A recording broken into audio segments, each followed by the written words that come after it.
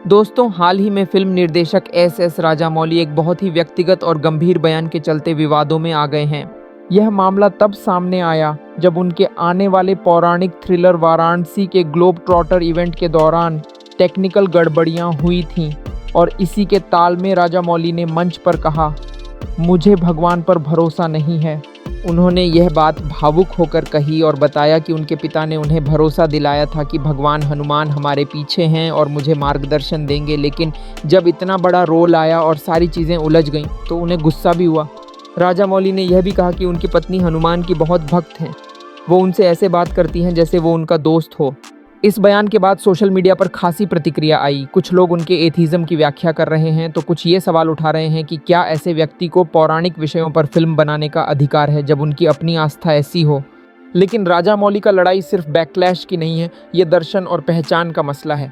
उन्होंने कहा कि भगवान और धर्म को सिर्फ पूजा की वस्तु नहीं समझा जाना चाहिए, बल्कि धर्म एक दार्शनिक तरीका है, एक जीवन दर्शन।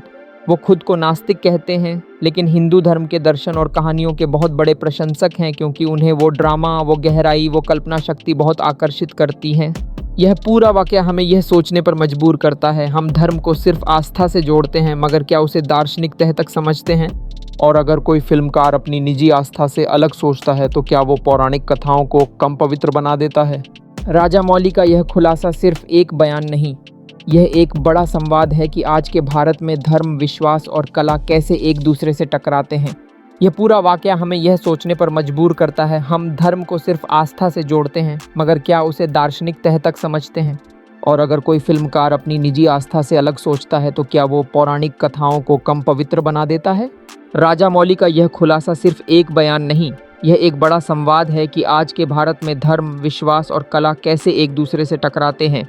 और ये विवाद बताता है कि चूंकि कलाकार उनकी फिल्मों के ज़रिए समाज और संस्कृति से जुड़ी मुद्दों को छूते हैं, इसलिए उनकी कहनी सिर्फ उनकी आवाज़ नहीं, हम सबकी बातचीत बन जाती है।